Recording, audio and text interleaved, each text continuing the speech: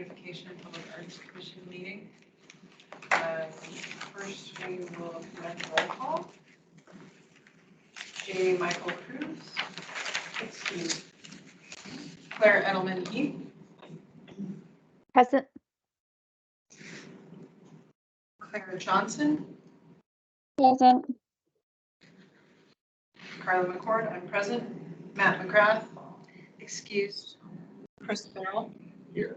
And I was holding off on Anthony, but Anthony Garcia, I believe, is on the way. He is not currently present. Item C, reminder to please look at flagstaff365.com for upcoming events in music, culture, art, and sciences.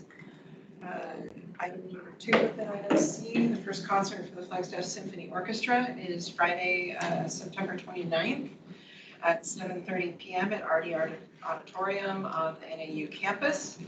Please contact Chair Cruz if you have interest in tickets. Item number 3 within the upcoming events, please bring your lunch to Buffalo Park on Wednesday, September 13th, 11 a.m. to 1 p.m. Celebrate the grant-funded upgrades for pro staff and experience a reconstructed 2-mile loop, 6 universal equipment stations, 4 ADA parking spaces, all connected with accessible walkway and entrance to the park.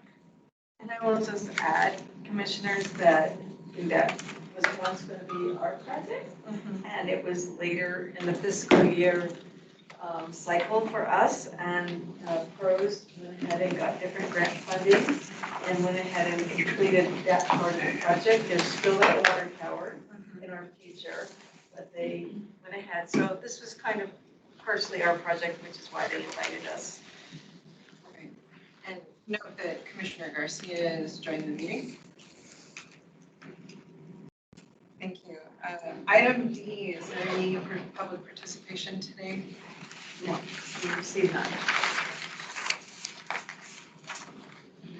Item E, approval of the minutes from August. Do we have a motion to approve the minutes? Motion. Seconded. Great, thank you. Are there any comments? Hearing no comments, vote to approve. All in favor, aye? Aye. Aye. Commissioners online, are you in favor of approving the minutes? Yes, I am. Can we get an aye or a yes? Aye. And Commissioner Edelman Heath, did you respond? Aye. Thank you. Thank you. With the approval of the minutes, we'll move on to item F, announcements. Are there any staff announcements? No, no staff announcements tonight. Okay. I have no announcements, and the chair is not here, so there are no chair or vice chair announcements. Are there any other commissioner announcements? Hearing none, we'll move on to item G, action items, and there are none. So then we'll move on to item H, discussion items, and this should be interesting. So item number 1, the wedge. Julie Mead, the principal of Peak Engineering, and Edward Schenk, is that correct? Section director are here to speak to us about the wedge, and I'll let you guys go from there. Yes, please join us at the head of the table. And we will listen to the presentation, ask questions, and give comments. This is not a voting item. All right. Thank you, commissioners. I'll kick off the first couple slides, and then Julie will take over. So Ed Schenk, Stormwater Section Director here at City Flagstaff, and Julie Lead with Peak Engineering. Just going to talk about one of our projects on the Spruce Wash set of flood mitigation improvements. These are funded by Proposition 441 by the voters last year at roughly $26 million. And one particular project of the, what are we at now, 9 projects? Keep changing the numbers. One of the 9 projects is what we call the Spruce Wash Detention Basin. So we have an opportunity here for arts and beautification, and I really appreciate your time here to kind of open this up. We think this is mostly informational right now, but kind of get the ball rolling, if you will, on potential moving on from there. So as I mentioned briefly, we have 9 projects, now 10 if you include the county flood control project on the Parkway Basins. So 10 projects within Spruce Wash. This is in the Sunnyside and Grandview neighborhoods on the east side of Flagstaff for providing that flood mitigation due to the 2019 museum fire. So it starts at Paradise Road and kind of follows the wash down to Killip School. And that's the area that we are mostly working on in terms of providing our flood mitigation for those neighborhoods. And the one that's kind of an outlier, if you will, is what we call the wedge detention basin. That's that number 2 that you see there near Safeway, the Cedar Safeway. And it's an outlier because it is an off-line detention basin, which means that it's not in line with the rest of the channel. So everything else other than Grandview is in line with the channel. Grandview is a little bit wonky as well. That's reconstructing the street to allow the water to stay in the street and not spill out. And the wedge is an offline detention basin. So essentially, whatever overflow we have that the channel cannot convey and that Grandview cannot convey without flooding people will be pushed to the wedge as a detention basin. It will fill that basin like a pond, and then within 36 hours, that pond will drain back into the stormwater system and back into the wash. Let's see here. Okay. Is this your slide or my slide? My slide. Okay, go. Oh, there's animation in it? Okay. Oh, well, okay, there you go. So that's a very, very generic view of where that's at. So again, starting at Linda Vista, which is where that overflow would be, it'd go in a pipe underground down to that wedge area. And again, this is a very simplified graphic of that. And with that, I will hand it over to Julie to get into the nuts and bolts of what we're talking about here. Yeah.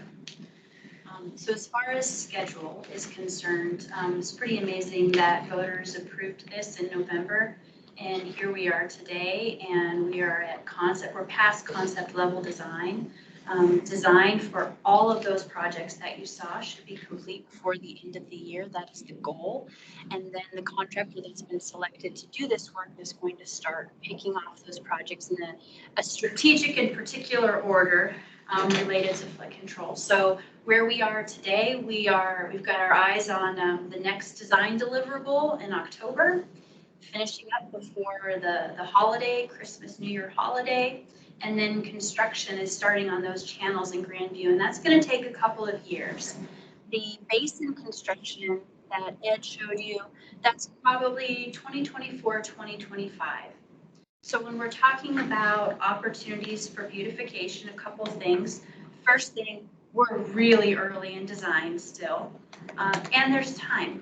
And there's time to see what opportunity might be presented with this project. All right. So this basin is about 15 acre feet is what we need for storage volume. It's going to be a pretty deep basin. For comparison, if you've been by Killip School, there are a couple of basins at Killip School that are shared facilities. So it's going to be fields and basins. Those are about half the size of what we need to put in here at this particular location. We started out, this is hot off the press actually. We started out with a very engineered rectangular shaped basin. Councilmember Sweet probably remembers that very angular, perfectly angular basin. And we've been kind of softening it and really working around the resources. So resources being trees out there. There's some really lovely, I guess you can't see my cursor.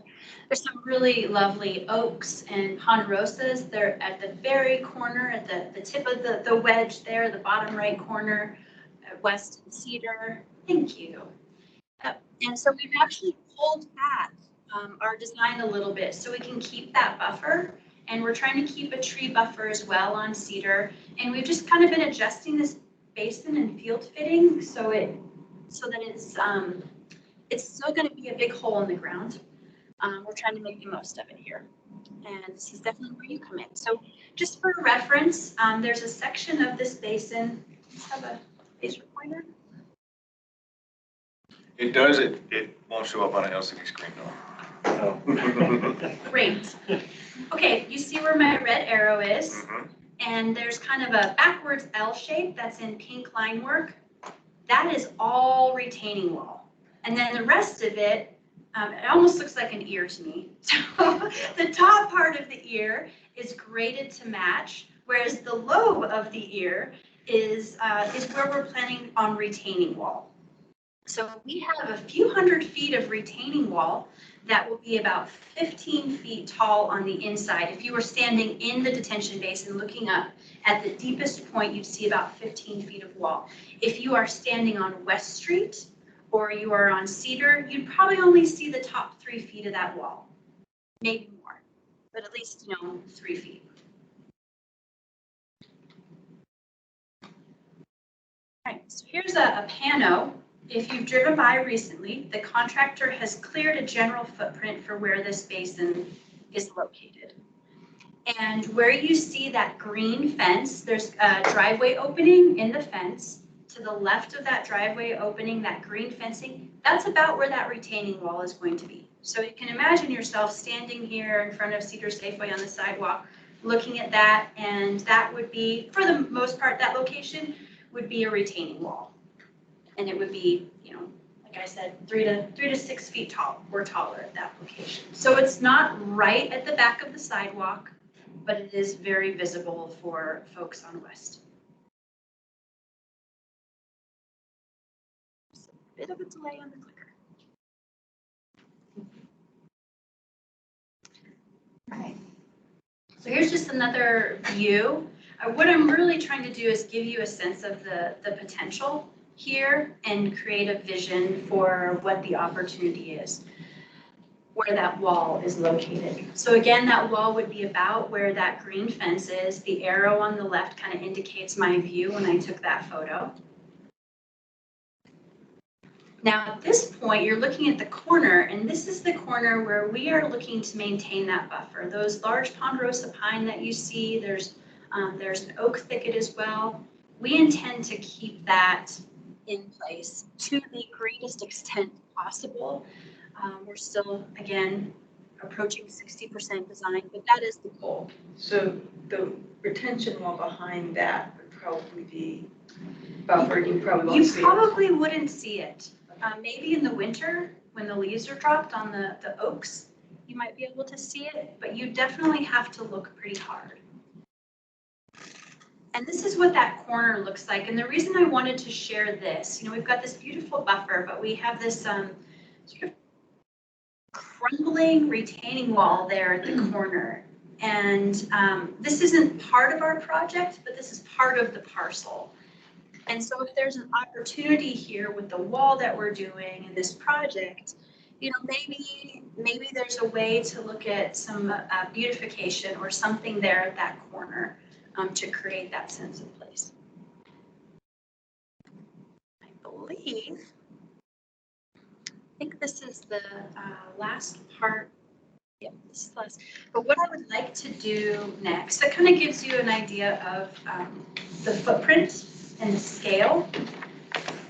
I want to give you a sense of the type of wall. So we are looking at a cast-in-place wall. So this is, they install formwork, they do footings, and then they pour that wall in place. And like I said, at the highest point, it'll be 15 feet on the outside, and you'll see a few feet on the other side.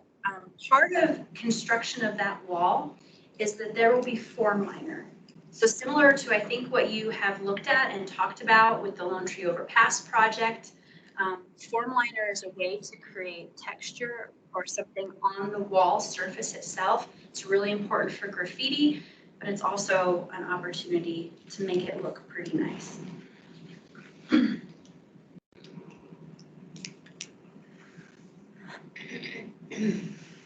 So here's some examples of form liner work that you could do on a concrete wall. We're planning on, this one's really elaborate, a 2-inch form liner. So it's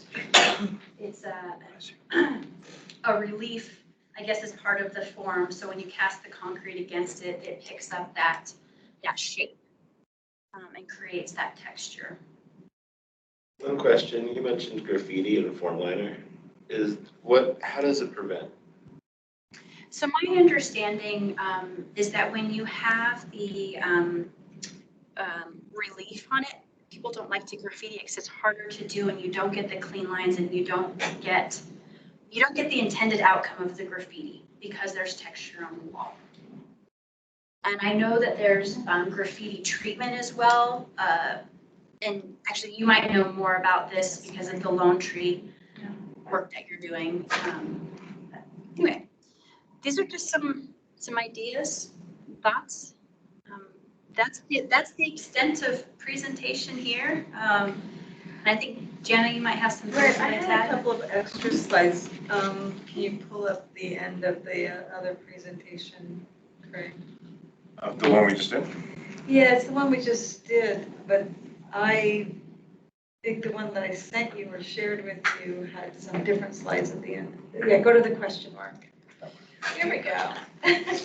Right, so what do we do with the pour in place? Well, I think you gave some wonderful examples. Oops.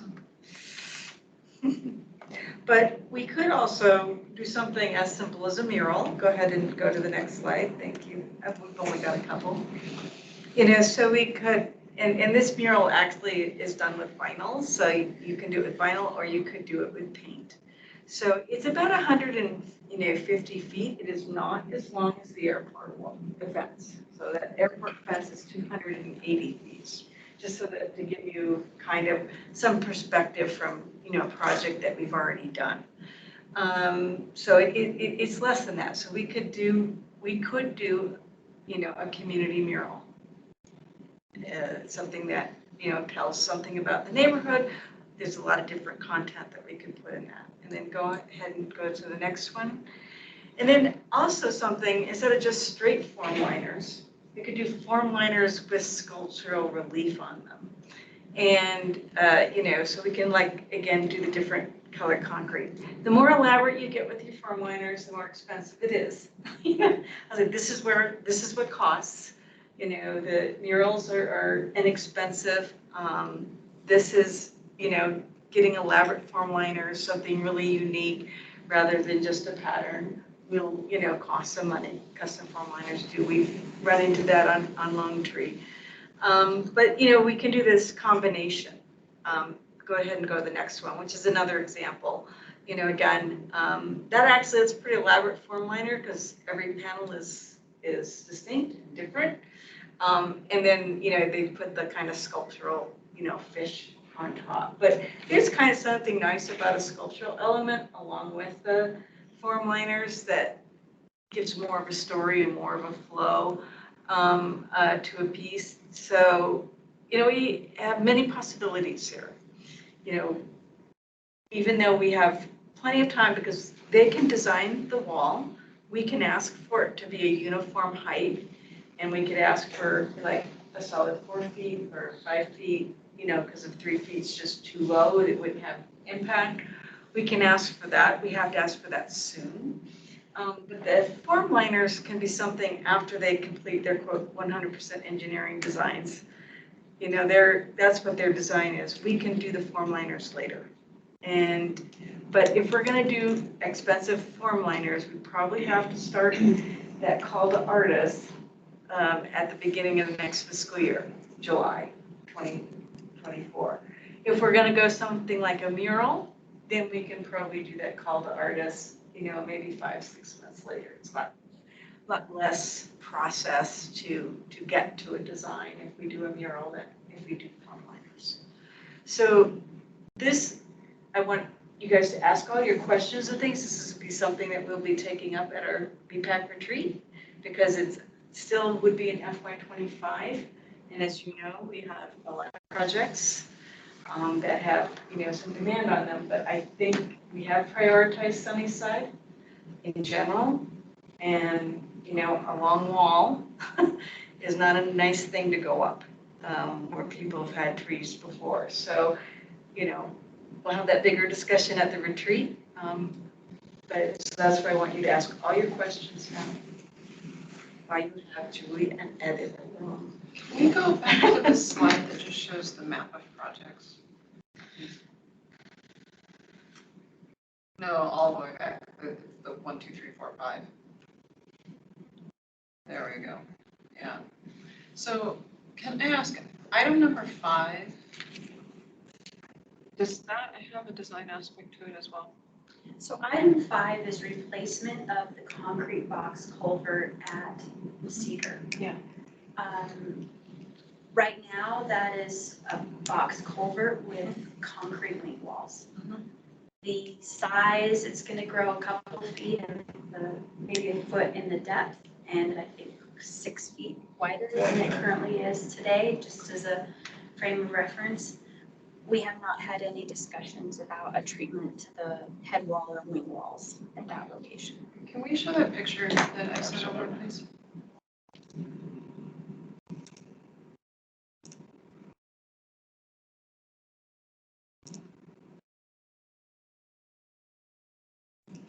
So the east side has had a lot of temporary mitigation and a lot of temporary placement of things. You know, obviously you guys are well versed in the sandbag walls on Grandview. I feel so bad for that woman at Grandview and Linda Vista. We're getting a lot of stuff like this right now. And what we're not seeing is permanent, beautiful infrastructure. And so when we talk about the things that should go, you know, there's just big keep out, flash flood, this chain link fence, it's already filled with Siberian elms. That took basically 2 months for that to happen.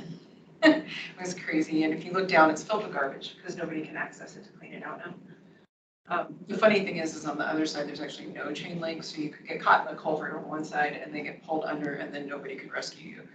But the concern I have is that, one, being a little piecemeal in our approach to these projects, and we're not taking this opportunity to have a holistic aesthetic approach to some of these mitigation efforts. So this is just down the street. It's just a half a block away from the wedge. You know, the wedge is significant. People on the east side, they walk their dogs in it. It's actually a very popular camping site for the unhoused. There's a lot of people that sleep in there at night. Not anymore, obviously. They've mostly moved up the hill into the plants up on the rim by the park there. And then the concern is like when you look at like the foots on the west side, you know, you get beautiful foots fencing, you get nice paths, you have access along channels that are flood channels through neighborhoods. We've really lost an opportunity to get a flat foots. There are actually no flat foots on the east side of Flagstaff. There's no place for anyone to ride their bicycles. There's just this is a massive infrastructure project. And I just think that when we talk about what needs to happen aesthetically, when we talk about things like murals are temporary. Like the concrete form liners I really like because that is permanent, long-lasting, multi-decade aesthetic investment in the neighborhood. And when it needs to happen at all the points and be considered as a holistic project, I think. The east side deserves just as much aesthetic consideration as the west side does. And when we look at like the work that we've done in the channel here next to the city hall, that's certainly quite a bit more beautiful than the work that we've done here. And it's certainly quite a bit more considered. And so I don't actually have a super strong opinion about what those things need to be specifically, but I do think that they need to be permanent. They need to be holistically considered across projects. And they need to be a long-term investment in the neighborhood.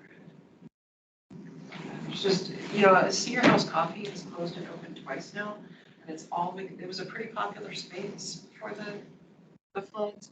They're struggling, they closed, they just opened again this last week. You know, it's like I encourage everybody to go buy a coffee there and just support them because they are trying. But there are a lot of businesses that have invested in their aesthetics on that section between 4th and West. And I think that, you know, from the wedge on, we really need to support that. Yeah, that's great. I mean, we're always very, very open for comments and how to do that. I think one of the challenges we have on Spruce Wash is the lack of city-owned property. and then also the lack of width. So that's a big issue that we have The of lack of what? width. Oh, So the fact that we don't have the width to have a natural channel, or we don't have the width to have a foot next to a natural channel, because we would all like to see that as well. I mean, I'm not a huge fan of chain link fence, I'm not a huge fan of shotcrete, but I mean, that's really what a lot of areas where we're kind of constrained because of the constraints of the footprint. But that doesn't mean that there might not be something outside of our engineering toolbox of how to make that look better. So we're very, very open to that. So if you come and say, hey, you know, if we just colorize it this way, or hey, if you were to do X, Y, or Z, I already thought about that. It'd be great to hear those. I think that an ugly fence takes up about the same amount of space as an attractive and safe fence.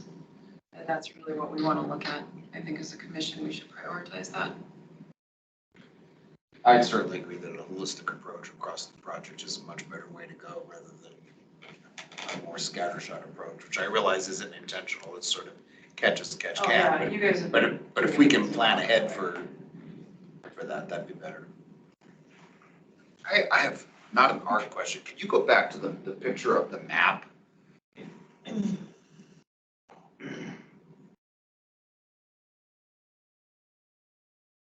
Oh, looks like Claire has her hand up, so sorry about that, Claire. That's all right. Even go to the one before that where the map's bigger. This isn't so much an artistic question as much as it is, can you explain to me where the water goes and how it's being diverted?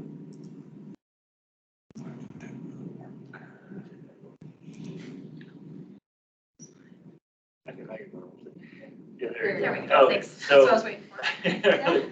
so the water is coming from the north. So where that From 10 where it is, says 10? yeah, so that's upstream. Okay. So the water is going to come down, and we are modeling for a 1,200 cubic feet per second flow. So Okay. that's, I don't know how to describe that in gallons per minute or anything else, but it's a lot of water, let's put it that way. So a lot of water coming down, and when it hits Linda Vista, which is at number 3, Okay. that's where we start having issues. So we have issues currently, and it's also where we have issues when we plan, because we can't send all of the water down the channel past number 3, because if we do, it's going to spill out in certain areas. And that goes back to that footprint idea. So what we've had to do, and this took a lot of months and a lot of engineers, is separate out the flow at Linda Vista. So about half of it will go down the channel, and the other half will be split between going down Grandview, which is being re-engineered. So when it goes down the channel is the one that takes it to the wedge? Correct. So channel is number 4. Okay. You see, yeah, so channel's 4 and 1 is Grandview. So you'll have 2 flows going down. It's the dotted line. Yes. Okay. Yep. And So then you'll have Grandview is this that street right there. Right. blue line. Yeah, so that's what we call an inverted crown. So we'll actually depress the street to allow the street to take more flow. We'll do what to the street? Inverted crown, so it'll do the Okay. opposite, yep. And that will actually take about 300 CFS, more or less. And then the rest will have to go to the wedge concept, the number 2. So at some point in there at about number 3, you divert a percentage of that towards the wedge? Correct, yeah. So about half goes in the channel towards that number 4, and the other half is split between Grandview, which is number 1, and Wedge, which is number 2. And you're basically you're going to turn Grandview into a river, admittedly a controlled one, but that's protect the housing. So in 2021, we had a Without couple the of housing really protected. large storms in 20 and 21. And what happened is that the Linda Vista culvert plugged and about 1,500 CFS went down Grandview Drive Right. and then went to Sunnyside. So the improvements upstream are also a way to help control that and improve that so we don't have that same situation again. And also as a reference point, that existing crossing at Linda Vista, that's designed for about 300 CFS is all that can handle. And that was for a pretty large storm event. And now we're looking at upwards of, like Ed said, 1,200 CFS. And that's about a 25-year storm event. So this isn't even a 100-year storm event. 100-year storm event would be quite a bit larger. And the diversion that takes it to the wedge looks like what? It'll be about a 60-inch diameter pipe underground, under the roadway. Okay. Will it have a lock? We're gonna have a bolted grate to prevent pets and people from accessing it. No, I mean, Yes, like, an upside. will they stop the flow, or will it be, is it not? Yes, and then at the basin itself, we're gonna have a sluice gate at that location, because once that basin fills up, we need a way to stop the flow coming in so it doesn't spill over onto Cedar. Yeah, and then from the wedge, it'll re-enter their existing stormwater system at Cedar, so it's I believe a 24-inch pipe. And that'll drain, so that'll slowly drain back into the channel, back into 5, which is the Cedar Avenue crossing. And the same with Grandview, so as it comes down Grandview and gets to Cedar, there'll be a very large grate that will take that flow back into a portion of it back into the channel. And then it kind of flows down that channel again until you get to Arroyo Seco. And then we have yet another diversion. So part of it will go back into the existing 60-inch pipe that's in the ground. And the other half roughly will go to Killip School, where they have the 2 basins. And then from there, then it drains back into both the existing Spruce Wash 60-inch pipe, as well as where number 8 is. There'll be a new pipe that will take it over to what we call West Street Wash, which is a 42 or 48-inch pipe. So again, we have to get very creative here because it's a very built environment. Sunnyside's built up, and the flow that we're dealing with is pretty extreme for that small of a footprint. So we can't just take it in one location. We actually have to intentionally spread it out, bring it back in, spread it out to really kind of prevent damage to homes and to property. So it's been an interesting, and I'm not saying that in a good way, but an interesting engineering problem to work. And for the wedge detention basin, as well as the ones at Killip, how often and how much do you expect them to fill? That's a great, I mean, it really depends on rainfall recurrence. I mean, that's the driving factor in everything that we do. Sometimes you can have 3 100-year floods in a row, and other times you can go 50 years and it's a huge drought, nothing happens. It's really, it's a hard game to play. It's kind of like playing the lotto. Yeah, but I mean, that's the $1 million question, or the $26 million question. If we knew what the future was, we could do nothing. What's it gonna rain? Ask God. I have a few comments on the wall itself at the wedge. To me, thinking about it from a perspective of our commission, I do think the height from the street level is really important. I think having it at a height that might prevent needing a guardrail on top for that 15-foot drop on the other side would be really key, as well as aesthetically, as well as for the ultimate art opportunity. I do think a form liner would be exciting in that it could have some more durability in terms of maintenance. But I also think there might be an opportunity if the wall does get, say beyond 6 feet in height in some places. I'd be curious at least if there's an opportunity to terrace it on the street side and add more landscape improvements. I was really excited that you were able to preserve so many of those trees in that location. I think that'll be a real asset to the ultimate project. And then I know often these basins are seeded and those can be kind of meadow-like. So I don't know if there's a place where there could be a view into that, but just some general thoughts about the final appearance of the wedge site in particular. Claire, what would you think would be a good height for aesthetically? Do you have any ideas? I think it might depend, but I would imagine, uh, 4 feet or so, a little bit above a guardrail height. But that would also give opportunity for artwork without all the splash and weeding and things that happen along the base of the wall, and whatever treatment that happens to be. Claire, I really like your idea about terracing in front of the wall to create those other planting opportunities. That also would probably really break up the I mean, I suppose that's the intent, is to break up the visual dominance of that single wall. Because one of my other questions was, is there an opportunity when you look at that wall and all of the stuff that we had to take out? It's funny, I think the only tree that survived on that side was actually a Siberian elm, which. We'll get rid of that. Yeah. And I was like, no, don't save that tree. We That's won't. okay. Like, I don't want to weed those. But, any tree but that tree. Yep. Great. But, anyway, that's the intent, correct, is to break up that visual dominance? Yes, yeah, I think, you know, all things coming down to, of course, you know, the budget and such, but just knowing that there is such a long straight stretch of wall, it might not be one approach, but a combined approach, where, because I do think of that area as a real threshold between neighborhoods where West meets Cedar, and maybe there's like one area that you want to feature rather than the whole segment of wall. And then the question is, if there are higher sections of wall, is there a way to break it up? Maybe it's just a landscape treatment in front, or maybe it's terraced, but something like that I think could also be a great combined approach to consider as you move forward.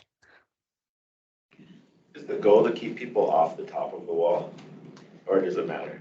I would prefer to have someone on top of a wall that has a 15-foot drop. That would be. So the terracing might not be the. Or it has Well, to be cleverly terraced. To be clear, yeah, there's probably ways you can terrace it that, yeah, you can still keep people from going. You know, stairs. You could do something in front of it that feels aesthetically like Yeah. it's a part of the system that Sure. isn't an access point. And we love to name planters. And how high is the ground up there? Like, you know, from the street level, it's about 3 to 4 feet, right, before you hit that wall. I think that's about. So then you're gonna sounds have about right. 4 feet on top of that too. Okay. Yeah. And then how far is it set back from the road?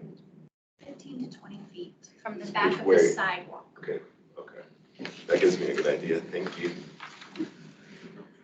Now, how does the budget look for this, Jenna? I know you don't like to be rushed into projects. I know we have plenty of flexibility, but how do you feel about this? That's what this is all about, answering the questions so that I can bring forth a potential project budget to the retreat, but that hasn't been done yet. So we. Yeah, but it, you know, Right.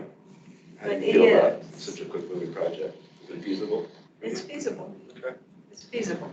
It's really amazing to be brought in this early Yeah. on the project. Very It's unusual. And then also, how do we, And I'm wondering also if there's an opportunity to combine some of these aesthetics with things that we determine on the roundabout.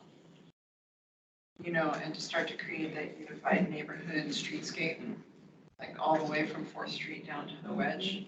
There's a lot of aesthetic opportunity. I mean, that roundabout is the single largest aesthetic investment in the east side ever. And now this will be larger, it sounds like. So, I mean, good on the east side for Get Smart, but. We also have the retaining wall community mosaic, that also is part of that roundabout, so. They don't necessarily have to match. No, they don't have to match, They but can be complementary. it would be nice if they could have a conversation, I Yes. think. And I agree, they shouldn't necessarily match. I mean, but having the visual and sort of aesthetic conversation would be lovely. Can I ask a question to the commission? Yes, of course. Would you envision, or would you like to see a jog or a break in that plane What do you think, of that wall? Commissioner Edelman Heath? Your expertise is needed.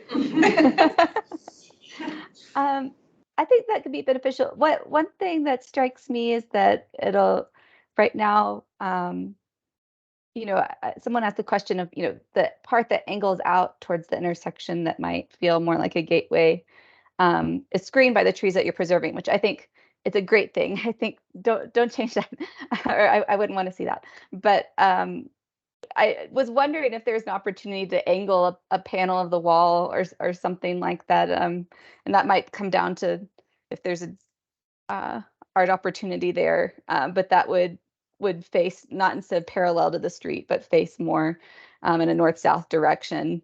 That would be more visible to people, but I know there's different aspects that go into that. Just an idea. Yeah, I mean, your primary viewers on that wall are people entering and exiting the Safeway. shopping center and that traffic right there. It's weird, that wedge is beloved by the east side. It's a funny thing, people are fond of it, and I'm kind of surprised at I think people are also exhausted by the flooding, and so they're willing to accept exchanges right now. It's, safety for aesthetic challenges, but it'd be nice if we could give them both. Yeah, okay. Is that everything? I tell people I know, there's no such thing as a dumb idea. I'm gonna follow my own advice. This might be a real dumb idea. Part of me thinks it'd be really cool to incorporate the water into the art. So that on those occasions, which you don't know how often it happens, that there is a flooding, that the art interacts with the water and something new happens. And I don't know what that is, but Well, I've certainly had a project like that. I have it was part of, and I did equine gargoyles that spouted water when it flooded in Scottsdale. So it is possible to do. And the other one, they also made like little floating, there was like berms in the flooded area that kind of became islands when it flooded. But this isn't visible. In a way, it's being shielded. So I hear you. yeah, so that makes it a bit more difficult, where this was a kind of like a fall of water, like a waterfall when it floods. It's the Indian Bend Wash in Scottsdale, so it went over a fall, and then that made the water for the gargoyles. But you can, we'd have to think hard about how to do this, but it's certainly not out of the realm of public art to do such a thing. See, it's not a dumb idea. Think about it more than just 12 minutes, but We have a lot more time to think about it too before budget time comes. I don't know if it's gargoyles spouting water or little boats that raise when water comes. Yeah. I don't know. That would be kind of cool. It kind of would. That was something that has, in recent years, been a tragedy, can become something that, oh, there's kind of a cool thing that happens. There's the center of the basin. You could do something in the center. The problem that we've struggled with is, and pros as well, is do you want to make it an attraction or not? Because there isn't parking and there isn't an easy way to get to it. So, and that's a discussion to be had beyond just the engineers. But there is the interior of the basin if you want to do something like a water feature type thing. We would get into, would we need to put in parking, bathrooms, everything else that goes All along good with questions. something like that. Yeah. Which I think is a good reason not to put like a mosaic or mural necessarily, something that you can see from a distance, which would attract less people to get there. But I had a quick question. You guys are really amenable to the idea of, well, of course you brought it to us about putting stuff in the wedge, but how open or realistic is it to do some of the other improvements that Carla was talking about, just so we could know to figure that into the budget?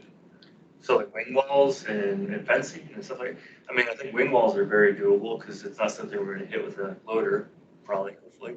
The bottom of the channel a little harder because we're gonna be scraping that in the channel a little harder.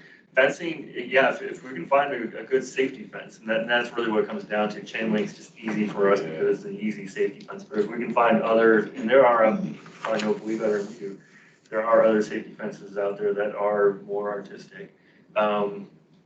I think we'd be amenable to that for sure. Again, we don't like ugly either. It's just sometimes we're pushed to do pragmatic. Yeah. No, and it's understood that you guys have been working very quickly, and now we have the opportunity. We've talked about these challenges before, and the answer we got was we have to get this safe first. And now we have an opportunity to come back and have these conversations, and so we're grateful for that, for sure.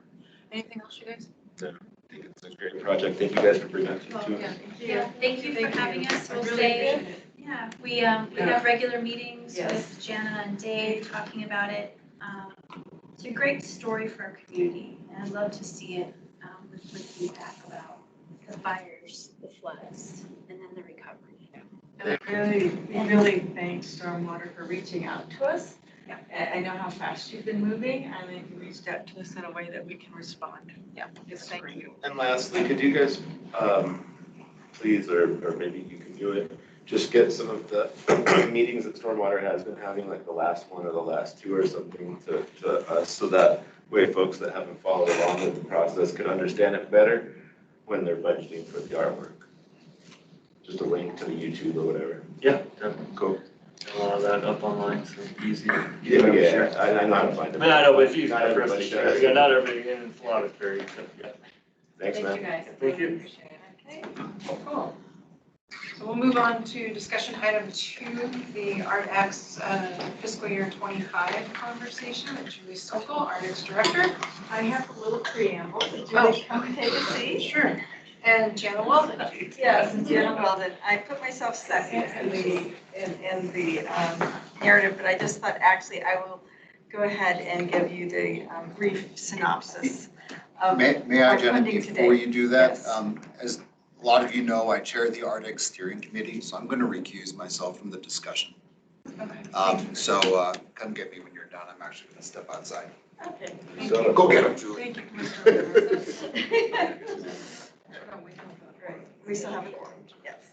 So, first of all, what I'm doing is I'm bringing you just a little recap of the funding that we have expended to date for Creative Flagstaff and ArtX. It was only just a little over a year ago today, I found this old presentation. It was a Creative Flagstaff funding request back on August 8th, 2022. And so now I'm just updating it, but I went ahead and tied right into this. You guys gave a motion to approve for the Pilot Art Festival at that time with this memorandum of understanding for the use of the funds. So for those of you who were on the commission, you might remember, but there was, we would have some input on the locations, and I have been part of the ArtX Festival Committee since. Did some work with introducing Julie and Jonathan to the park system and, creating some relationships there. Everything else that we asked for was agreed to and carried through and more. The other thing that happened is in addition to that $50,000 in FY '23 for the pilot, there was $50,000 in nonprofit grant funding used for the project funding as well. $50,000 was for operating, and then there was also money that came from grants that weren't completed by the arts and sciences nonprofits and some one-time extra funding that we had because we had greater BBB revenues than anticipated. Then in January of this year, when ArtX was applying for the Bloomberg grant, we wanted to show support for the city being part of that grant application, and you guys, as part of the budget process, approved another $50,000 in operating for FY '24, and that will be part of the May 2024 festival budget. And then we are providing $90,000 in nonprofit grant funding that's directed, again, to very specific projects. We had even a bigger BBB revenue, so we gave one-time funding to this, as well as we increased arts and sciences nonprofit grants overall with one-time funding. So we never took from the arts and sciences nonprofit grants that I know as a commission you guys don't see. That's something that is under Creative Flagstaff's contract. It's passed through grant funding. I sit on those committees as well as, and we used to have another commissioner on, Tina used to also sit on those grant funding, for the regular nonprofit arts and sciences grant funding opportunities. I would love to get another commissioner who had time on those as well, because it's Creative Flagstaff does a wonderful job of running those grants, but it's always good for you guys to have a little bit of an idea of what that money is being spent on, because it's $400,000 of money that's being spent every year. But that's the background, and now I'm going to turn it over to do. Thank you.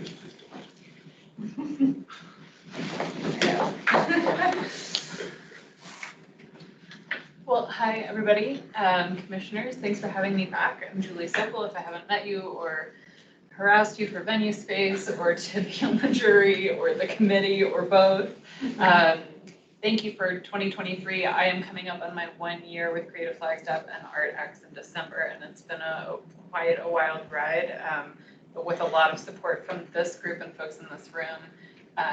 It's been a lot of fun, and I'm so excited that we get to keep doing it. So that's what I want to talk to you guys about today, is what 2023 ended up looking like and what our plans are for 2024. And if you have questions, feel free to 2025. jump in. And 2025. We've got lots of, there's so many plans.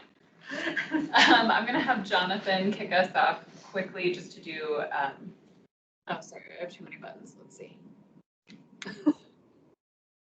To do a quick recap and the connection between ArtX and Creative Flagstaff. I know pretty much everyone here. My name is Jonathan Stone, I'm Executive Director of Creative Flagstaff. Pleasure hiring Julie to put on this project, and she's largely done most of it, so that's a wonderful thing. When thinking about ArtX as such a large-scale, catalytic, comprehensive thing, you never want to take on those kinds of projects lightly, especially when there's other things that we could do. And I just wanted to share in terms of how ArtX fits into your work as a commission, but also our strategic plan. And so I pulled this from the ordinance and in terms of what we're responding to. And you guys are looking for direct and indirect citizen participation, enhancement of the overall quality of life, and ArtX, as you'll see, really kind of responds to that citizen participation component. ArtX is a brand platform in and of itself to help promote the entire arts and sciences sector. And as it continues to build, we expect even greater participation from all of our nonprofits and artists and creatives. This is the only program that Creative Flagstaff operates where we do provide direct investment in artists and nonprofits, in artists, but it also allows for nonprofits to receive benefit from this. So if you're familiar with our grant-making programs, those are, we require nonprofit status for all of our other grants. These are only grants that we offer that can go to artists themselves. And ultimately, the ArtX is implemented by a professional team, which is one of your duties in the ordinance as it's stated. In terms of our strategic plan, there's three kind of major goals that this supports, and that is strong, resilient art, science, and culture nonprofits, a shared community experience, as well as an emerging identity as one of the Southwest's most creative cities. So that is why ArtX is a thing from our strategic plan. Our strategic plan, of course, takes in lots of inputs, including your work as a commission and the city's goals, and a lot of other community input that we've received as well.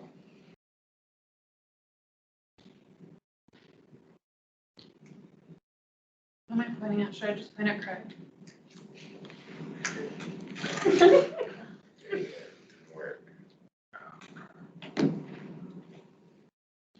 I'm gonna keep. It's frozen.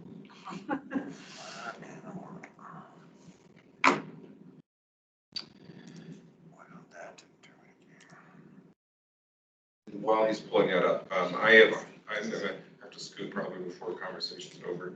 You're in good hands with Jill.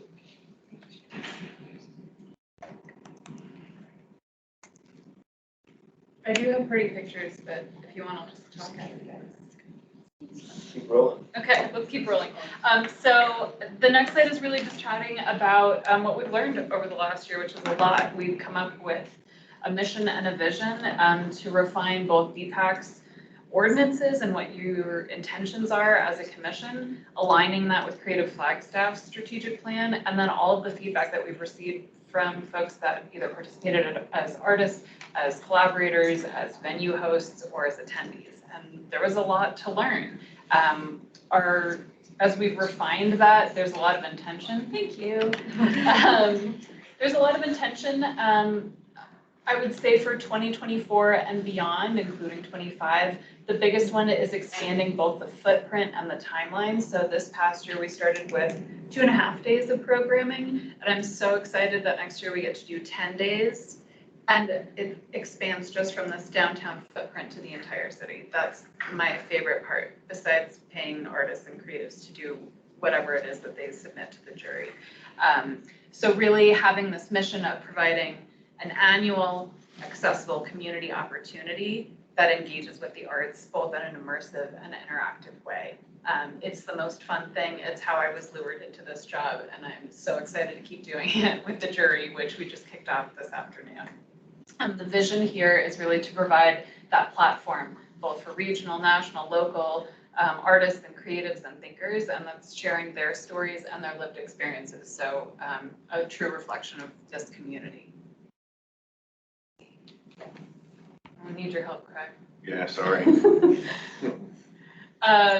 So this past May, we saw 2.5 days of programming during the pilot event. That was truly a demonstration of everything we hoped. And it was a success, both from what we heard from attendees as well as from folks who participated. Of course, there's opportunities to learn, but for 2.5 days, with about a 4.5-month lead time, we ended up with over 50 artist participants, including performers, collaborators, musicians, and creatives, and those were seen across 28 different partner venues just in the downtown and Southside footprint. So I'm happy to say that we were able to grant 14 core projects this May with $40,000 of project grant awards. And if Craig, if you will help me out in playing the video, you guys get a little taster of our highlight reel from this year.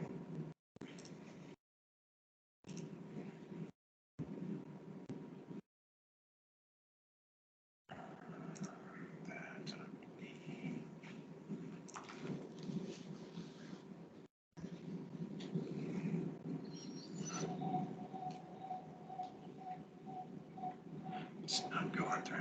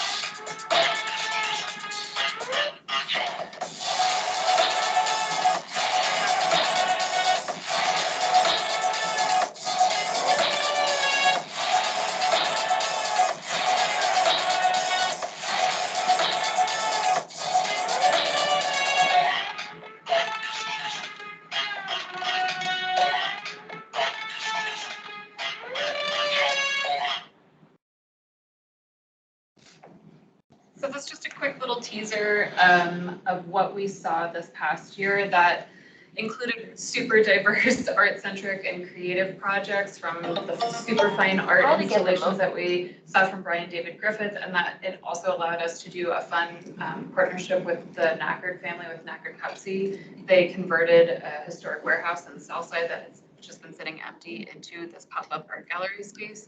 So that's one of the other super fun things for me, is finding new opportunities to put art in spaces that have been sitting empty, even if it's just temporary. So I'm happy that we were able to see everything from dance and music and poetry to installations where all ages were able to participate. And I'm really excited to expand that with the jury and the submissions that are coming in for 2024. So that's my little takeaway from 2023.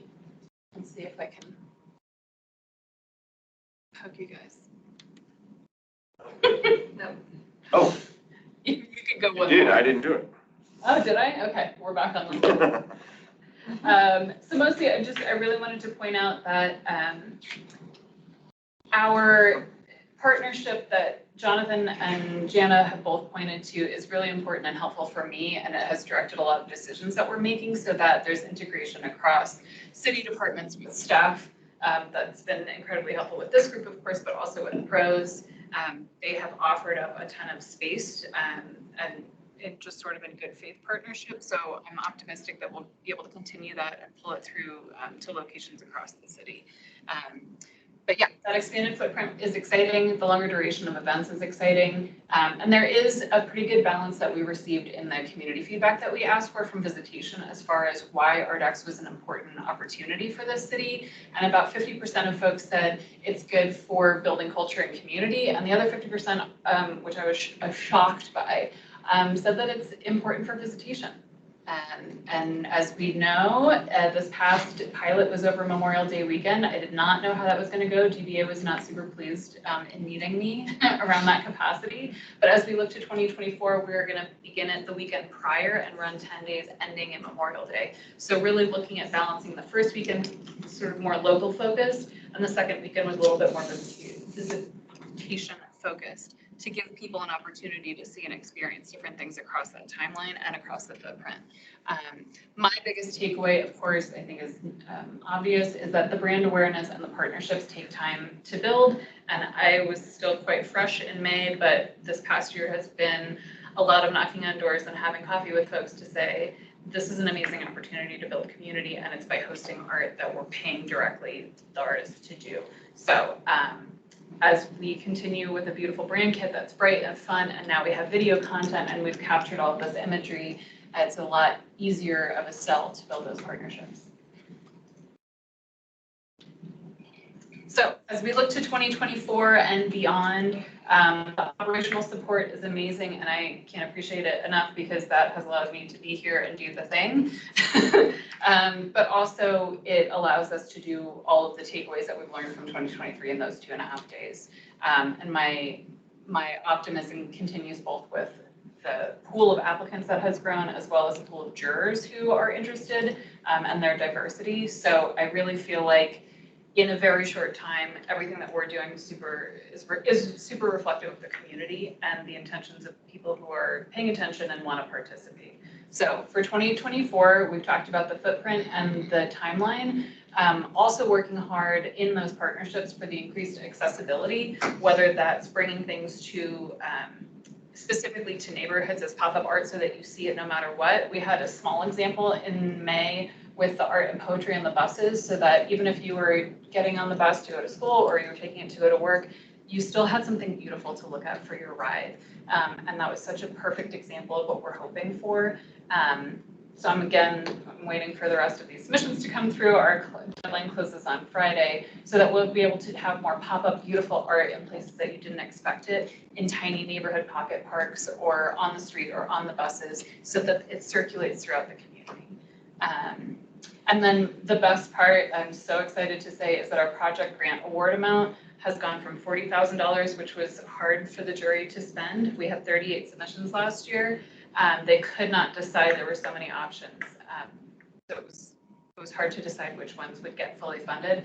This year we're going in with $90,000, and that's from private donations from the Arizona Community Foundation's ArtX Fund, as well as our other partners.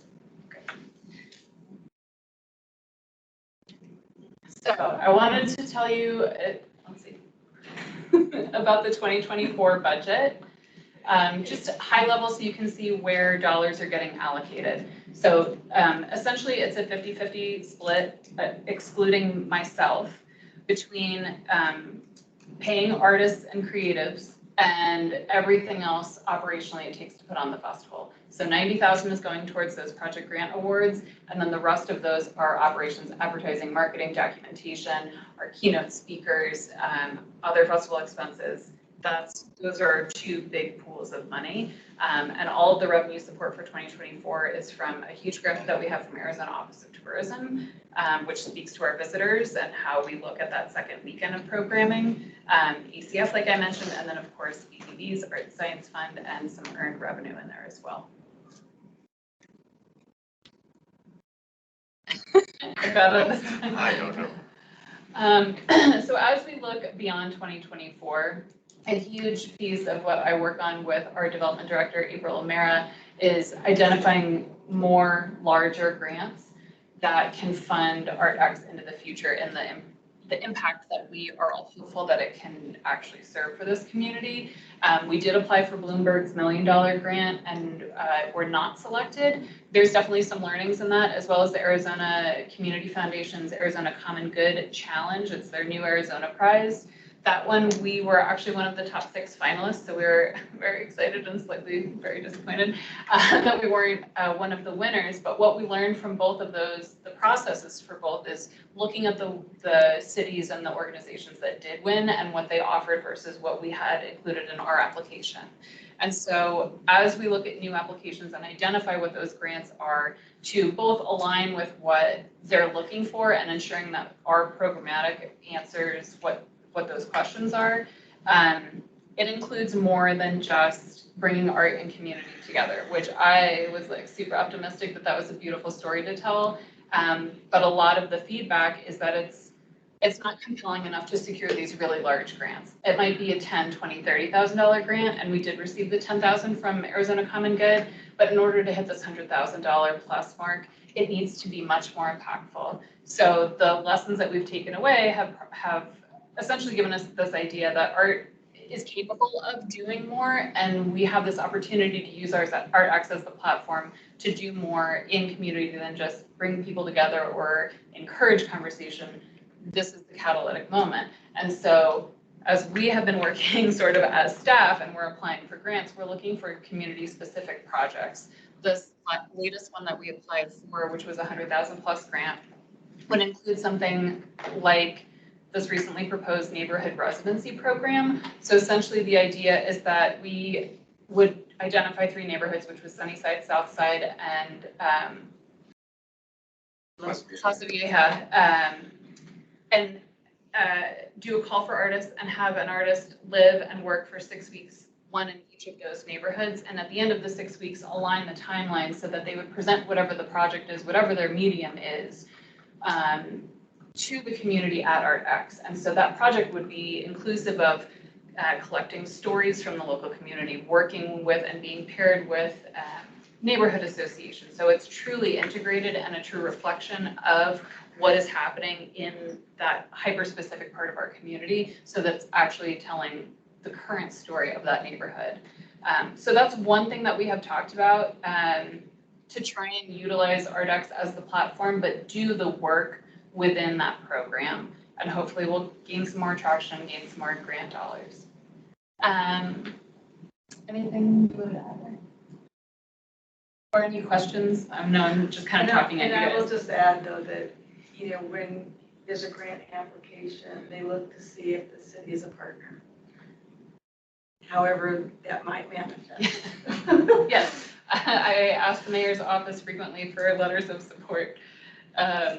So yeah, essentially, and this has been from looking at other cities that were funded and what those projects were. A lot of them are looking past just, quote, just beautification and art for art's sake. And that is feedback that we receive from other cities. Whereas we are super lucky that there's funding dedicated to that beautification. But when they look at us as a new project, they want more. And I think that's a fair ask to say, if this is an opportunity within community, what's sort of the deliverable?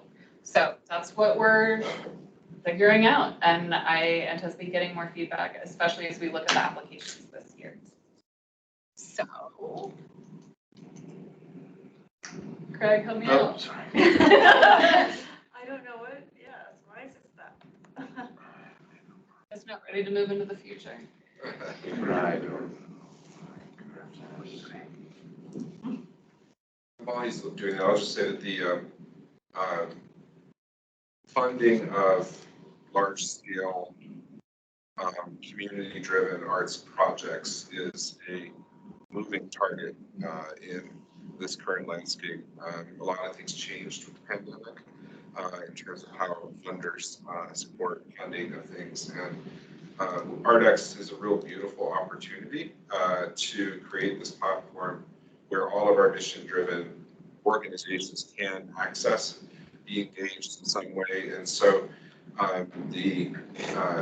there's the slide, but I'll maybe finish on the first point, and then I'll give it back to Julie, is that BPAC is one of those that has an opportunity to leverage Ardex. And I know that this year, I think you had hoped that the library would finally be open to have some sort of community engagement moment. But, we, Ardex, public art and other public arts really don't have a lot of a place to have those engagement opportunities. And so in addition to a funding request, right, this is also a partnership request for you and for everybody that does mission-driven work or art work or public whatever work in the community. And so some of those ideas, just in chatting with Jana, sort of as a first level, but I'm also hopeful that someone else has some great ideas in this room. And I love this, is to host guided tours around the city where we already have beautiful existing public art that maybe people don't know about or have forgotten, to highlight like the amazing work that's at the airport that maybe you only see if you have the opportunity to fly out. So I don't know, I already have maybe personally solicited a bike shop to try and do a bike. There's already a map made, like let's get people on bikes and do the bike public art tour. So just to highlight some of our existing assets and celebrate what exists. I mean, that's sort of the premise. With 10 days to fill for this, I thought it would be an absolutely wonderful opportunity to do a bike tour of public art pieces and also have a speaker out at the airport to, lead it through for that project specifically, because there's a rather interesting historian in the state who is very entertaining and who I think could build on that project really well. So if you guys have other creative, clever ideas, a huge premise of Ardex, of what sort of sold me as someone who grew up in Austin, Texas, and saw South by Southwest explode, was all of the fun, interesting, weird things that already exist in that city that get elevated in an event of this size. So let's celebrate those things without, sort of ruining them. is my personal intention with all of this. But of course, I individually want to ensure, clarity and transparency as you guys move forward super quickly. I know November is right, it feels like it's tomorrow. So as you guys move into your annual budget retreat, we're here to answer questions ahead of that. You'll need an e-bike partner for the lowlanders for that bike tour. Yes, That's a good point. you may want to consider that one. So, does anybody have any comments or questions that they'd like to ask commissioners?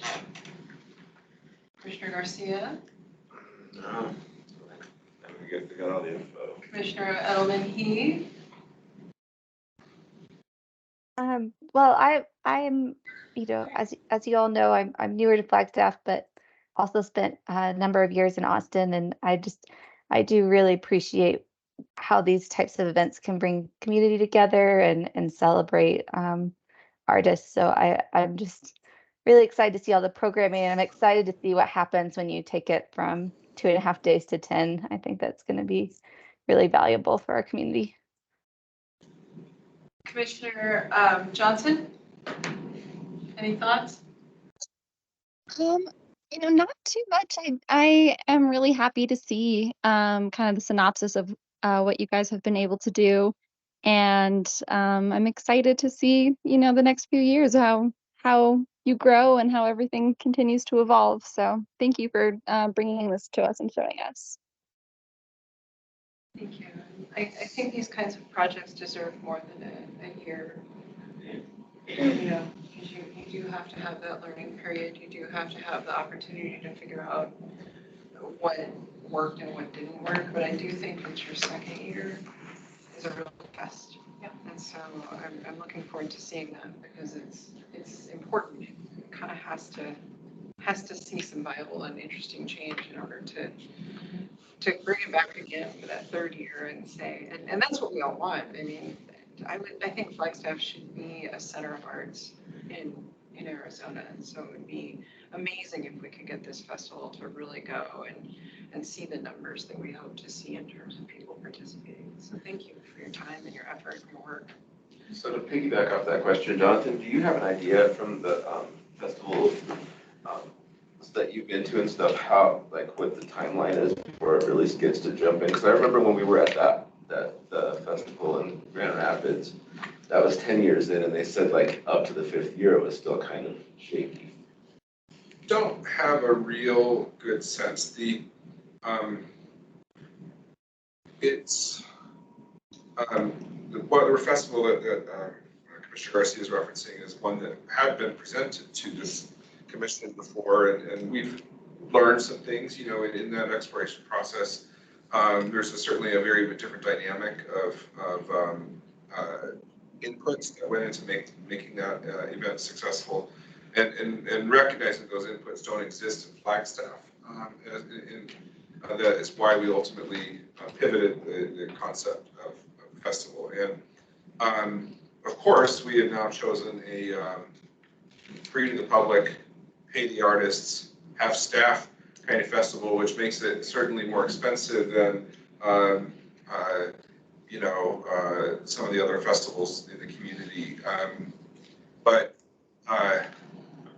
it's going to be a few years. It's always been It's going to be a few years, and one of the challenges that we're learning as we go through this process of discovering how it might fund, because you know there's more money that's being spent than what's being asked of a BPAC, is that it's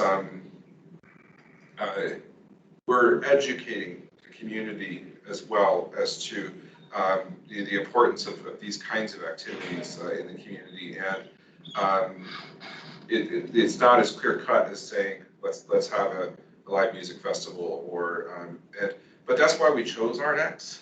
We chose ArtX as that tool to have that conversation with the community, and so I'm hopeful that other private partners will come on board in meaningful ways, but I also believe in the sort of public good that is of this project, and I'm very supportive of the city's continued participation in supporting various aspects of this event, because it wouldn't be possible without the city's support.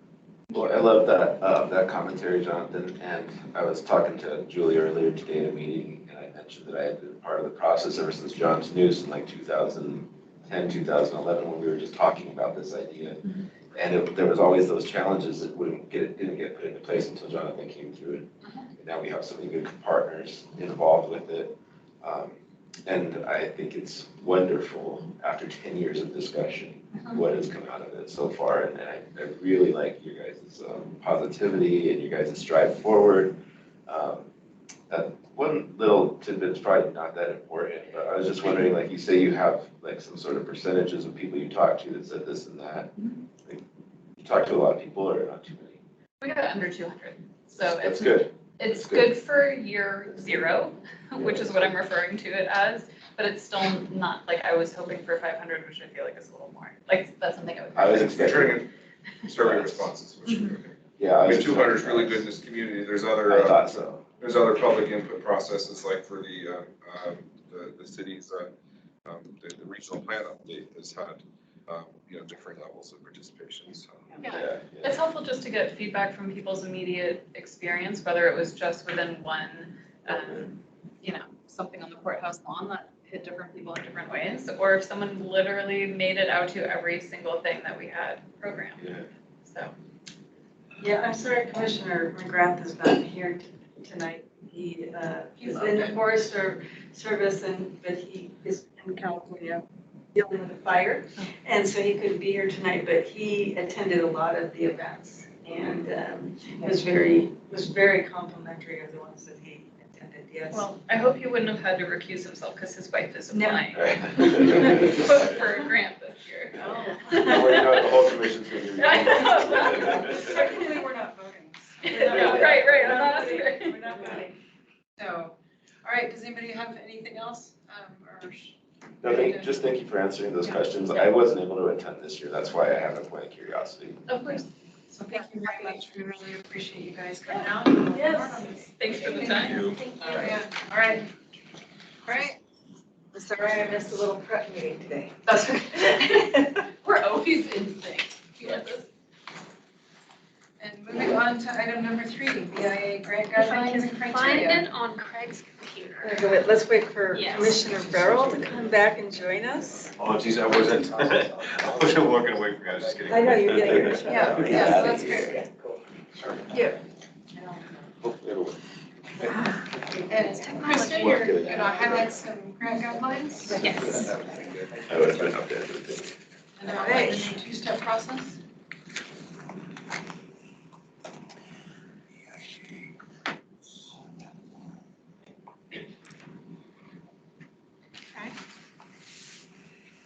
Okay, here's hoping.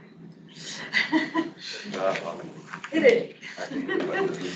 Okay, so in anticipation of our fall grant cycle deadline, which is this Friday at 5 p.m., I'd like to do an overview of the BIA grants to familiarize ourselves on the background and guidelines. So this year, in particular this fall cycle, we are instituting a new revised timeline. So again, and I'll speak utilizing the fall cycle as an example, applications will be due September 15th.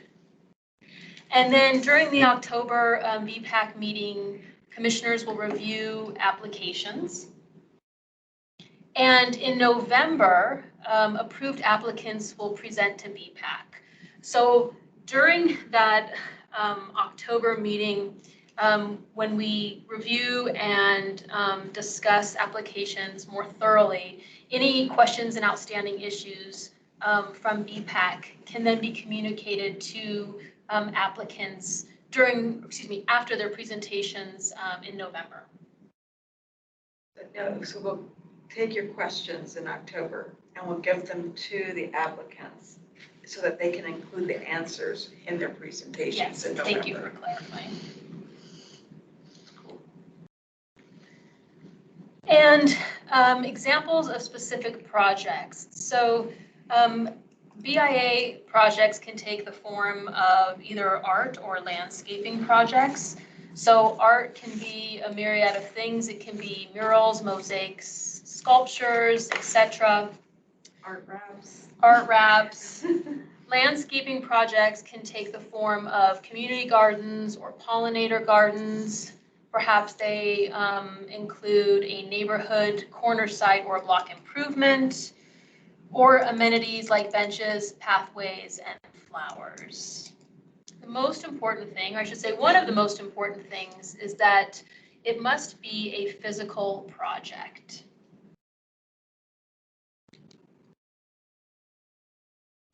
And so now we're getting into the guidelines of the grants.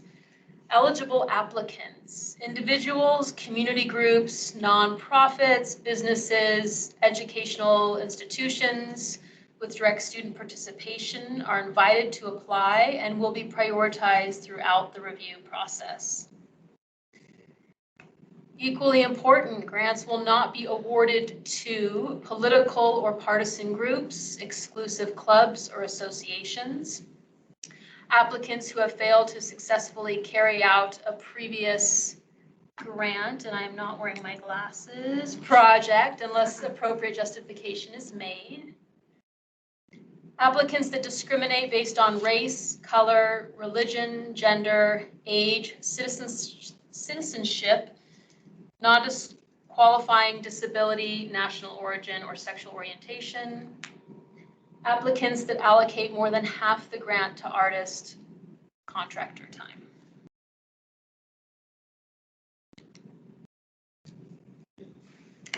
Eligible projects. So these are mandatory. Spending limitations on items as defined by the city code. Grants of up to $4,500 per project are available.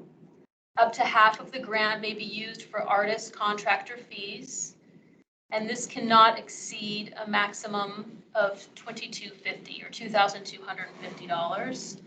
Projects with multiple funding sources are encouraged. Beautification projects will be accessible to the public.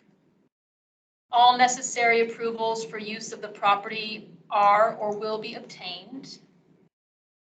Project will comply with all applicable laws and codes.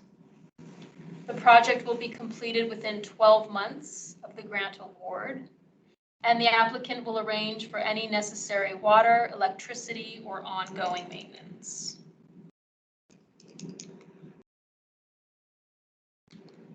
It's almost good. Strongly recommended community engagement. Involvement of residents, community partnerships, and/or community groups. Demonstrated support of the community, and priority will be given to projects with lasting benefit to the community and to nonprofit groups and individuals such as artists. In some cases, temporary projects may be considered if the public benefit is great enough.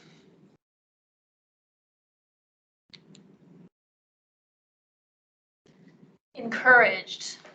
Project proposals that utilize volunteers and/or student participation, are inclusive and demonstrate cooperative and collaborative efforts, involve in a meaningful way historically underserved communities with a focus on equity, enhance the knowledge and enjoyment of gardening through site beautification, have educational or historical relevance to the community, enhance the quality of life for people with disabilities.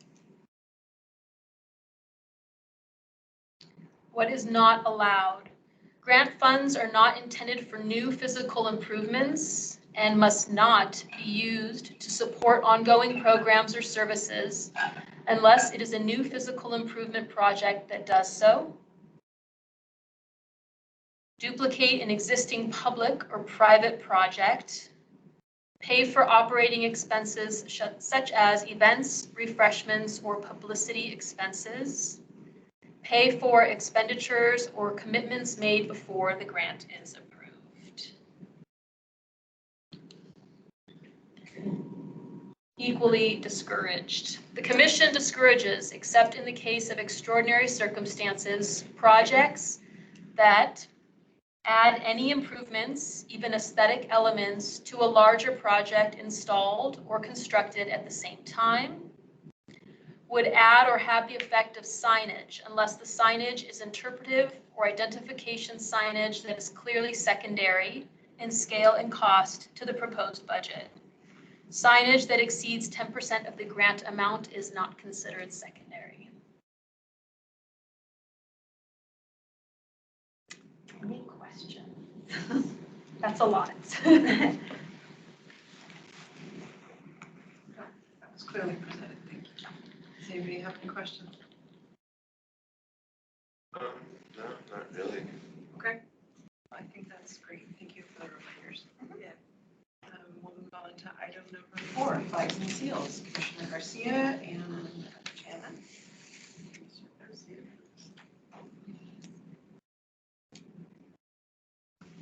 All right, here it is.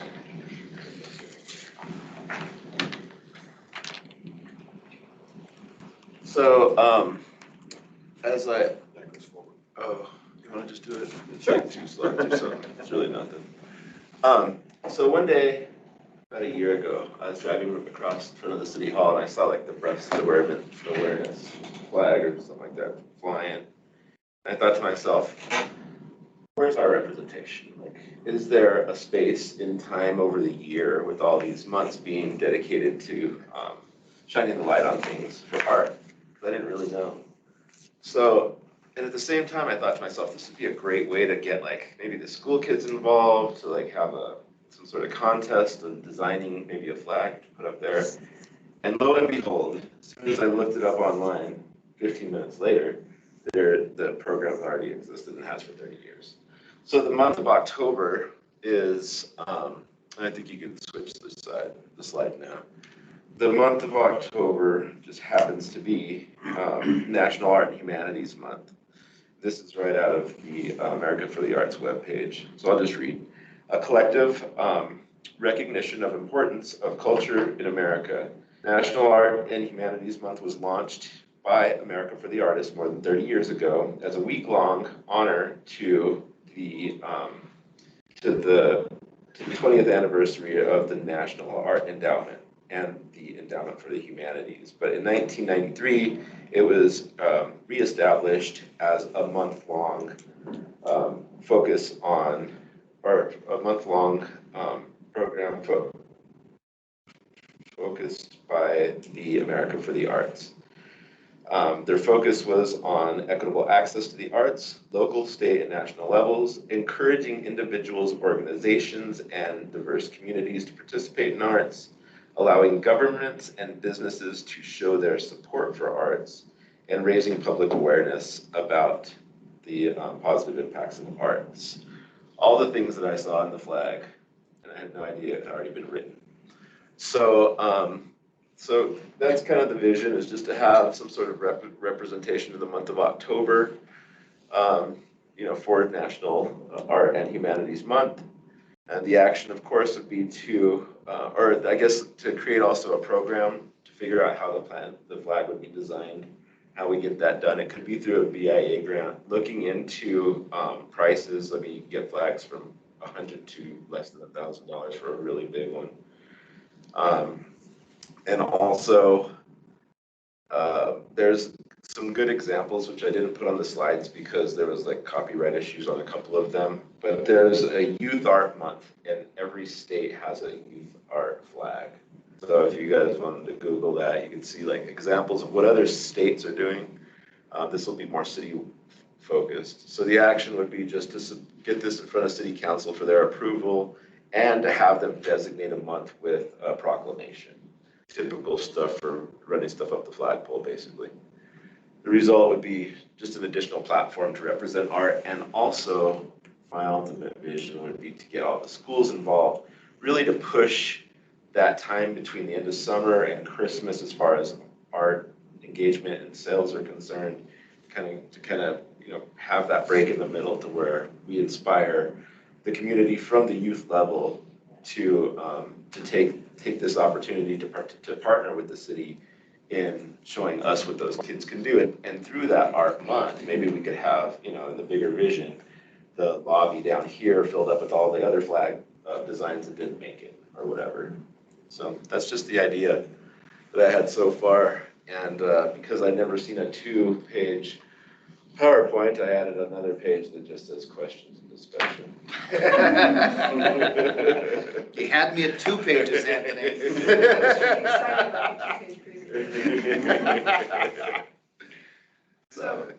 So I actually do have a bunch of questions about this, because I did take the time to look up the National Arts and Humanities Month. They have a very well-designed identity. And so one question I have is, if we're aligning with a national program, which isn't a bad idea, like when we talk about ArtX and trying to reach national prominence, would we be better off aligning with a national program, and would that flag be better to be a national arts and humanities flag that might be recognizable to more people? What month is this program? October. It's October. Because then I have a question too about the alignment with ArtX. Like if ArtX is our big art month, Sure. Are we kind of bifurcating our efforts? If we've got like an October thing and then we've got a May thing. And then the other question would be, if we did do one locally and we worked with kids, et cetera, would be, what is the staff time commitment for something like that?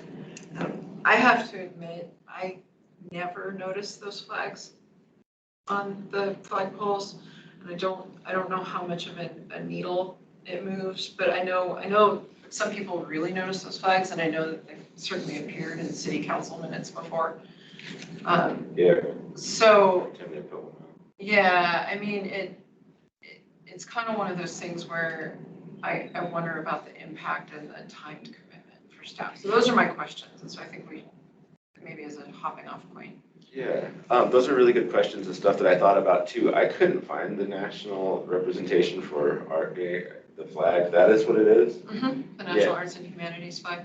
Yeah, no, it was probably on the page that I was it was probably directly above what I was reading. It's okay. But it didn't look like art to me, so I wasn't drawn to it. So, yeah, I mean, I guess so. I don't know if we've ever aligned ourselves with that group, and they've had so much turmoil for the past Yeah. 10 years that I almost cringe to do so. Well, I just think about like what flags do, because flags are about alignment, Right, you know, and so like you have your national flag, you have your state flag, you have your Flagstaff flag, you know, you have your LGBTQIA flag, you know, and those are about aligning with a greater cause. sure. And so I wonder Sure, the if, cause, you're right. I wonder if maybe this is like, do we have enough synergy here that people would know what that flag was once it was designed? Yeah, You know, whereas like you see the LGBTQIA flag and you know what that flag is, and that's kind of what, I mean, that's but I had to start why somewhere. we wave flags from boats, right? Yeah, Is but because that flag had to start somewhere. Yeah, Somebody had to say, well, this is what it's gonna be. sure. Yeah, no, it does. It's just, that's just the question I have is a flag with the amount of staff time, like, are we gonna communicate that message, or are people gonna be like, what is that flag? Yeah, they'll probably just be confused by it. And the 2-page PowerPoint was because I didn't want to waste too much time on this either, if it was just gonna come up and get shot down immediately. Yeah, and I'm not shooting it down, I'm just asking the questions, because I love community collaboration, I just want the staff time and the impact to be like equal to the result. Yeah, and so. So I think about like this east side stuff we were just talking about and how much time that's gonna take, and Yeah. I wanna make sure we're not spending as much time on like a small impact item as we would. Like, it's one of the things I love about like our traffic boxes, is we've got that system down now, and those things move pretty fast, relatively speaking. Yeah. And they're high impact items for the time investment. Yeah, and so really my thought behind it was just like throw it out there as a BIA grant. So it would be really super simple, really low impact, and really just a way to get that proclamation in front of the city council, because there's what, like 6 of them or 12 of them a year? So why not art? I mean, that's what we do, Yeah, I right? mean, we love art. Then we need somebody to apply though for a BIA grant. That's not, Yeah, that's not yeah. staff, that's not a Yeah, staff-run that- process Okay, so, in that yeah, sense. yeah, You know, yeah. we don't create the process for a BIA grant. That's true. I mean, yeah, people come to us with Yeah, their have to come. ideas. by that time I'll be off the commission. Right. I'll be back. You got 4 days. You can apply for a Yeah. BIA grant, that's right, that's right. You got 4 days. I got So, 4 days. I get, you know, as far as the staff time, I have like kind of 2 answers. One is if it's just an artist designing it, it can be run about the same as a traffic signal cabinet. It would be under $5,000. We could, you know, the staff time would be to put out the call, write the call. We'd have to put together a selection panel. It would be one meeting, we'd ask for proposals, and we do it the traffic signal cabinet. And of course, you know, it would be brought back to BPAC. If it's something like students creating, that's a whole lot of staff time. That's, you know, an entire different level of staff time. So I think that's something that, you know, has to, again, we'll put this, you know, at the retreat, you know, to prioritize as a project, but that is something that, you know, if your vision is for it to be students, we would want to know that. And if your vision is for an artist to design it, we would want to know that. Or if it's like, oh, I'm going to go out in the community and find somebody to apply for this as a BIA grant, it's a whole lot, you know, it doesn't even need to be part of the retreat. So you just need a little definition for the budget retreat about what the vision is. Okay, and mainly I wanted to, I think this was just an idea off the top of my head when I said it in the meeting. I'm not that serious about it. So if we don't like it right here, right now, then it just doesn't have to move forward. I'm not saying we don't like it. I think the question is just like, what are we aligning with? Like, if we are aligning with that national program, then how do we represent that that's a part of the national program? And if we're not aligning with that national program, like, how do we? What is our identity? Yeah. Yeah, I get that. I think Claire Johnson has her hand up.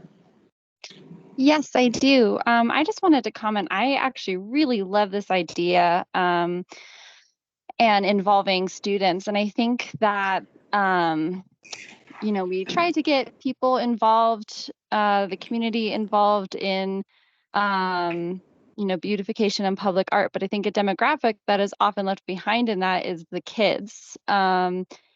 And having a program like this, I mean, it gets kids involved in art, but also would get kids involved in like being part of the community and like being part of, um, just Flagstaff in general. And I think that can be really powerful, especially for like very young people, to have that kind of formative experience. So I just wanted to throw that out there. I think that's a really awesome way to get kids involved. Art contests are something that I think a lot of kids really can get into, and it's accessible to a lot of kids. And I am not very savvy with like the political side of things or how to make these things happen. But I really do think that this is a fantastic idea, and however I could help with this, if it is something that we decide to do, I'd be happy to donate my time to help that kind of go along, because I think this would be a great program to get established. Thank you, Claire. And on that note, I would like to just bring to the commission's attention a conversation that has started not about an art and humanities flag, but about the city flag and the city emblem. Because in some ways it's somewhat related. There has been a city council request that these be revisited and reimagined. And public affairs staff reached out to me, and they're just formulating a proposal to to the city manager. So nothing is decided and nothing is set, but this was the conversation. And it was about not hiring a $60,000 designer to, redo these things. But it was about doing a community input process, including school children, submitting ideas, and this is all run by public affairs, it's not run by, BAS staff. But they would also take like children's ideas and then elevate the design with the designers from within the city staff. What they were calling to ask me about was, would BPAC serve as the jury? And did we think that was a good idea? And I said, as a second level, like on all our projects, yes, but the first level should be a panel that is broader than BPAC, and include the Indigenous Commission, the Commission on Diversity Awareness, and I said you needed a much larger panel, and we also talked about there being ultimately like 3 to 5 options that would then go through BPAC and then be recommended ultimately to City Council to choose, and City Council would be the final choice. So the public affairs gentleman who called me thought those were all great ideas. He's still formulating the process, and because he's contacting other cities and see how there are other cities that have done this very broad input process and had students, input. So this is the emblem, and this is the city flag. So that process is potentially going to take shape. Not sure, but since you had this item on, and just 2 weeks ago I was called by Chris Rhodes in Public Affairs, I thought it would be a nice time to inform you that that is possibly coming our way, both as 2 members of BPAC being on this jury and potentially us being involved in recommending options to City Council. So you can ask, I don't have a lot of answers to the questions. I was just asked for my input and I gave it, and I just wanted to inform you about it because there's a relationship, between your proposal, Commissioner Garcia, and then what is coming up, which, is the entire city symbols. And I don't really know if it's going to go I mean, something will be presented to city council because it was a request, but I'm not sure ultimately what upper management will decide is feasible. They don't like the deer in the fence thing? You mean the invasive species? Some people think a deer looks like a dog. We've heard that. But that's not. Those are from the transplants. I just like how vintage our current logo is. It is Yes, very please get vintage. it, but I hope I get something that has it on there. You want a spaceship landing over Sedona? I guess the question I would ask is why was the professional design firm eliminated as an option for something that's significant? Cost. I mean, then why are we doing it? I mean, that would be the question I have is, you know, we hire professionals for a lot of things, and for some reason in aesthetics, like we just disregard years of training, you know, and years of understanding community response and years of public participation management and all of the things that aesthetic professionals bring to these projects. I don't. I know you- personally know. Yeah. And this is not. I just want to say it out loud. Yes. I just want to say it out loud and say that, you know, this is our community's representation to the rest of the planet. And it can certainly and should certainly have community input. But there is a reason why people are really good at this and create things that are really meaningful for a community that address a lot of things. And I mean, we're gonna end up with a Bodie McBoat face, 50%. And that's an issue when you don't have professional guidance for community input. So. And I feel that too, but I'm also supportive of the professionals. Yeah, but professionals have to know, like, okay, does it reproduce digitally? Right. Does it work on Yeah. press? Right. Like, what, No, I you do know? understand that, but Yeah. there is a level that they're gonna take the images and then turn that Understood. over to professionals. I just want to say it out But loud. I will carry your comments back to public affairs. I'll carry all comments back to public affairs. Anyway. No, I understand. And that we're not desire. spending money on this? It's not coming out of EPA's No. budget? Nobody's asking us for budget. Well, shoot, I'll sit on a panel, I don't care. Yeah, I mean, I'm happy to sit on a panel, and we've got multiple aesthetic professionals on this, on BPAC and I A think couple that they're- professionals too. Yes, we've got our professionals. We could have a professional and a professional. Yeah. So, all right. No more Anthony, discussion on that?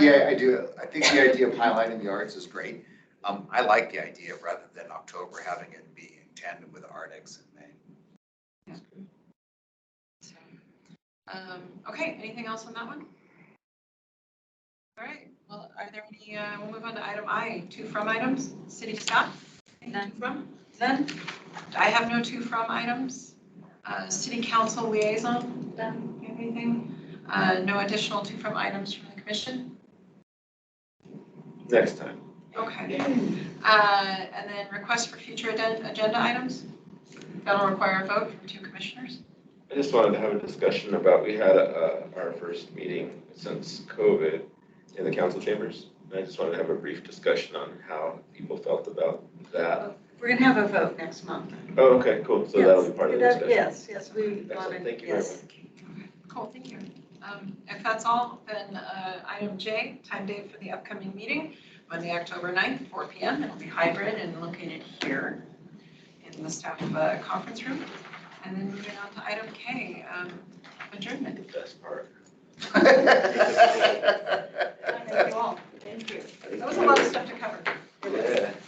We had two big discussion items right up front. The budget retreat. We haven't got a date set yet. The next one we get to go have fun. There's been a lot See of y'all next time.